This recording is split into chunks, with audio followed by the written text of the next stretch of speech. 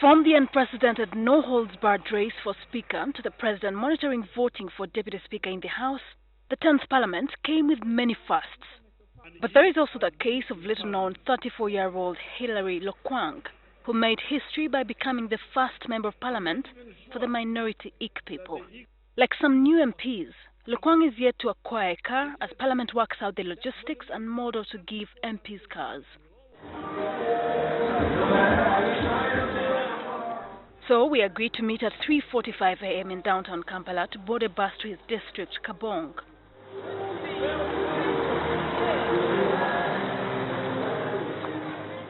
Kaabong is one of the 7 districts of Karamoja sub-region in northeastern Uganda.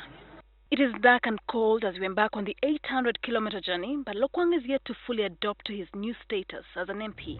Now it's 3:45 a.m. and we have just left Kampala for Kaabong. Of course, the first representative for Member of Parliament from Ik. How has it been before? You could take us through that. Yeah, it has been very difficult. Of course, my former members of Parliament did not know the Ik language. That was one of the hardest things. This is the first time that you're going back to your people since you sworn in, or since you swore in. How do you feel? Yeah, of course, I feel very happy. I'm very eager to see my people. And of course, I brought some of them to Kampala for my swearing in. And of course, for the first time they have ever come here. They have never been there before. He freely interacts with other passengers, but the long journey finally takes a toll on us. Passengers devise all means to make the rather long journey as comfortable as possible. One must board 2 buses and a commuter taxi to Ik County.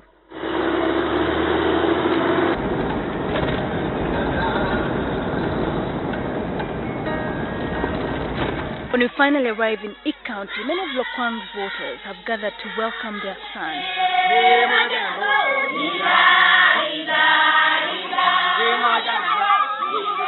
This is the first time the county is posting one of their own to national office. The highest office an Ik has previously occupied is that of councillor in the Kaabong district local government.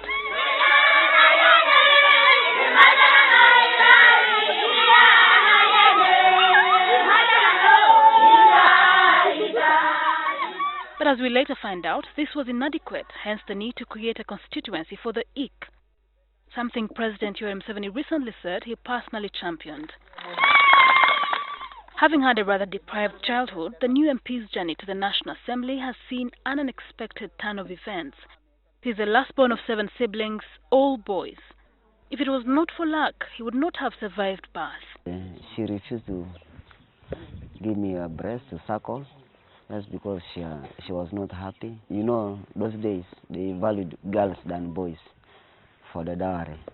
Lokwang recalls how difficult it was growing up in the Ik community, where access to basic services like health and education was a luxury. One day, even when we were at school, as we are now studying, they said the enemies have come, that we had to run with our teachers in the valley. He was a refugee in Kenya, having fled due to the hunger that was eating up his community. But as fate would have it, his family was forced to return to Uganda, where he was enrolled in school by a Good Samaritan, a Catholic nun, who admired his discipline and hard work. So we studied there with our teachers, who were P7, P6, P5 leavers. The young man later dropped out of school, but was again pulled up by donations from friends. I could serve in the church as altar boy. So one of the Italian priests liked me, and he volunteered to pay my fees. In 2012, he got a new lease of life when Minister for Karamoja and First Lady Janet Museveni offered to pay his tuition at university. By then, we were 2 diploma holders. I told Mama that there's no magic for this community. If we cannot go to school, we can't make any miracle here. The only miracle that we can make here to change this society is by taking us to school. The first university degree holder among the Ik people, Lokwang comes off as shy, but his assertiveness and passion for his people is clear. So I had to work hard, and knowing that there was nobody ahead of me, I wanted to be a role model. I wanted to open way for my people. The new MP's story is a clear case of rags to riches interspersed with education. I wanted to become a sub-county chief and control the resources of my people. That was my target. Little did I know that God would bring something big. In a few days, Lokwang will own a car, making him yet again the first Ik to own a car. You saw the place is very difficult to reach, a lot of terrain.